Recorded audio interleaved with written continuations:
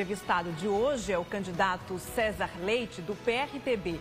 César Leite é médico e tem 46 anos. Na política, foi eleito vereador de Salvador em 2016. Boa tarde, candidato. Seja muito bem-vindo ao Balanço Geral. Lembrando que o nosso tempo de 10 minutos começa a contar a partir da sua primeira resposta. Então vamos lá, candidato, falar de saúde, que é um tema muito particular para o senhor, que é médico e exerce a medicina há 23 anos, inclusive no serviço público de saúde. Caso seja eleito, que melhorias pretende fazer no atendimento e também nessa redução das filas que a gente vê constantemente, principalmente nas unidades básicas de saúde, candidato? Boa tarde, Tiale. Boa tarde a todos que acompanham o Balanço Geral, TV Record. A gente tem que aproveitar todo o tempo, gente, porque eu não estou no programa eleitoral de TV, não estou de rádio, não estou em debate. Muitas pessoas acham até que não existem outros candidatos, né? Porque muitas das vezes a mentira bate na porta, a verdade tem que ser buscada. Então a gente está aqui com esse tempo pequeno, temos que aproveitar bastante. Então eu agradeço muito essa oportunidade. Em relação à saúde, eu sou médico formado já há 23 anos. Trabalho na rede SUS, serviço público, nesse tempo todo, conheço muito bem essa área. Para resgatar, o que tem que fazer hoje é funcionar o serviço público, funcionar o serviço de saúde pública em Salvador. Apesar de você ter visto em campanhas, em programa eleitoral, dizendo que construiu tantos postos de saúde ou UPAs, o povo ainda sofre muito com a falta de atendimento. Então, para reduzir a fila, o conceito básico é você aumentar o número de atendimento. Não deixar com que a pessoa fique esperando 3, 4, 6 meses para marcar uma consulta com um cardiologista, ou fazer uma ultrassonografia, uma tomografia, ou qualquer outra consulta em relação a especialidades. Então, nós vamos aumentar o número de médicos e especialistas. Eu sou angiologista, eu sou cirurgião vascular. Então, há necessidade da contratação de cardiologistas, reumatologistas, nefrologistas, angiologistas. Dentro da minha área, Tiale, uma deficiência muito grande que temos na nossa cidade é o atendimento para feridas, para úlcera e diabetes. Muitos são atendidos, sabe aonde? Na emergência dos hospitais, porque não consegue sequer fazer um curativo no posto de saúde, não consegue ter um atendimento digno com o angiologista para fazer a bota de una, outro tipo de curativo, e acaba sofrendo na emergência. E a emergência não consegue dar esse atendimento de forma efetiva. Então, vamos criar um centro de referência em feridas em Salvador, para atender esse público específico de úlceras e pacientes com diabetes.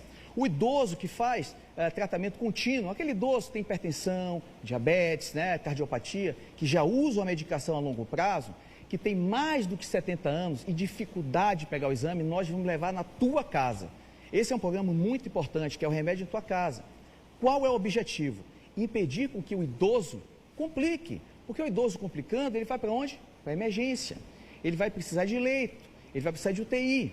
E nós, antes da pandemia, tínhamos 1.100 leitos de UTI, muito pouco para a Bahia toda. Então, a gente precisa fazer com que esse idoso faça o atendimento e faça uso da medicação da melhor forma possível. Melhorar a saúde básica, ampliar o atendimento, agente de endemia, agentes da saúde básica, valorizar os agentes, porque ele que chega nas casas, tira pressão, né?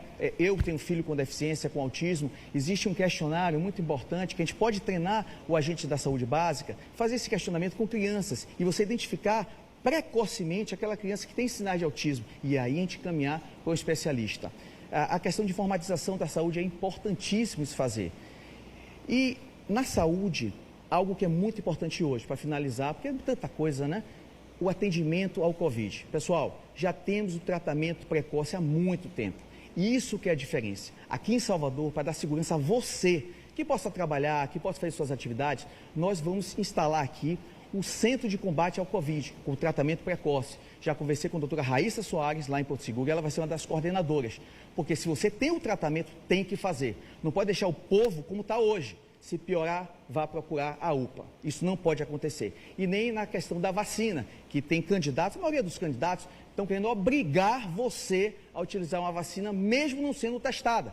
Eu não vou obrigar ninguém a utilizar vacina. Tem que ser testada. E a gente vai tratar o Covid da forma adequada. Candidato, a gente sabe que a segurança pública é de responsabilidade do governo estadual e a prefeitura cuida da Guarda Civil Municipal. O que pretende mudar nessa sistemática caso seja eleito? Tudo, Tiale, tudo. Primeiro que a Guarda Municipal está sendo humilhada, está sendo retirada da sua função primordial, que é proteger o cidadão, proteger também o patrimônio. Está sendo colocada hoje, pela gestão atual, que quer dar continuidade, a perseguição na praia, a retirar aquela baiana do acarajé sozinha, coitada, que quer vender o acarajé, mas está cheio a parte da orla, com bares, né, vendendo, que tem que vender sim, mas por que aquela baiana não pode vender seu acarajé? Então, a Guarda Civil Municipal está hoje mal treinada, mal dirigida, com uma base acabada, sem um estande de nada de tipo de treinamento. Nós vamos contratar inicialmente os 400 guardas civis municipais, que dos 8 anos do prefeito atual, ele acabou exonerando 400 guardas. Não precisamos restabelecer isso aí. Treinar, fazer convênio com a Polícia Federal, com o Exército para esse treinamento, montar a Secretaria de Segurança Pública Municipal para fazer o conselho, o fundo e o plano. Pegar dinheiro do governo federal. Tem muito dinheiro no governo federal que pode ser investido em Salvador para a segurança pública, mas eles não fazem isso por questão política, mas nós vamos fazer. Candidato, a Prefeitura de Salvador teve agora um grande impacto na arrecadação municipal devido aos efeitos da própria pandemia. A gente sabe que o senhor tem prometido aí no seu plano de governo reduzir alguns impostos. Como o senhor pretende fazer isso e ainda organizar as contas públicas? Importante pergunta. Muitos estão falando, seguindo nossas propostas nas redes sociais, eu não tenho oportunidade de falar na televisão, que vão reduzir o IPTU, mas não falar quanto. Que vai reduzir as taxas, mas não fala quanto. Eu sou bem claro.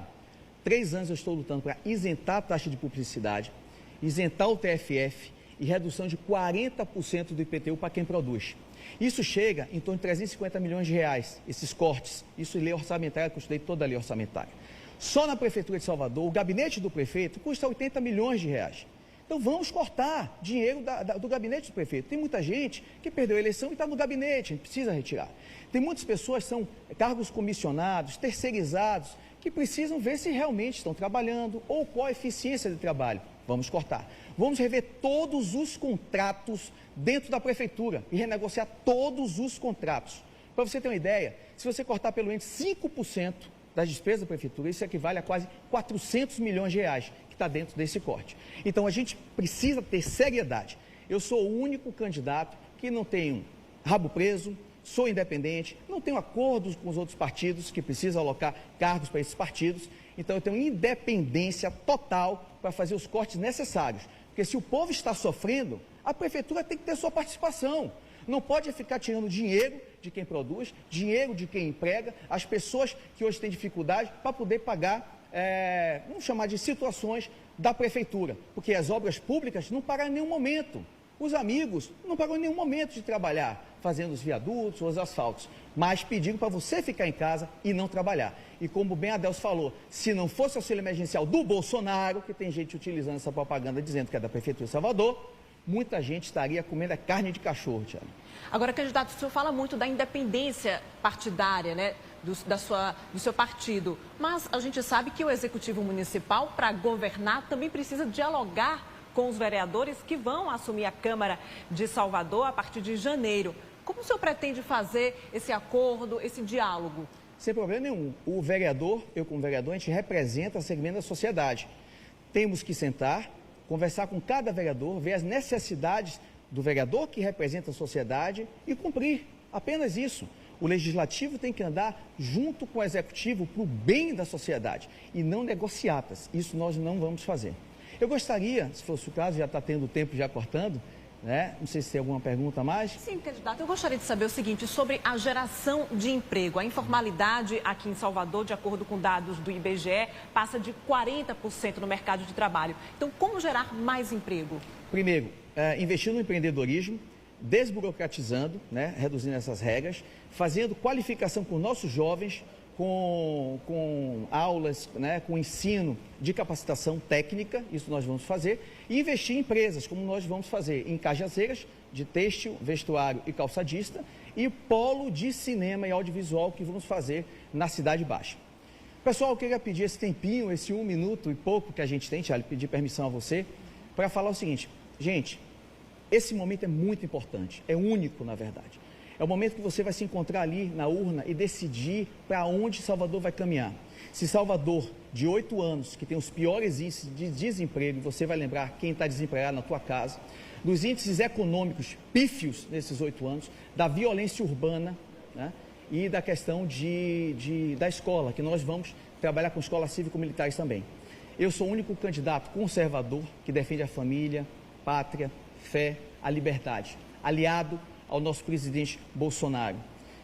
Temos que resgatar Salvador, a cidade do São Salvador, para uma cidade cristã, uma cidade que pensa nas pessoas, que pensa nos irmãos, que não pensa somente em obras e tratar com os amigos do rei. Temos que voltar nossa atenção para nossos irmãos. Então, se você é cristão, se você é conservador, se você defende a liberdade, no dia 15 de novembro, você, ali a cabine, Deus, sua consciência, e apertar o 28 do candidato César Leite, leite neles, para libertar Salvador.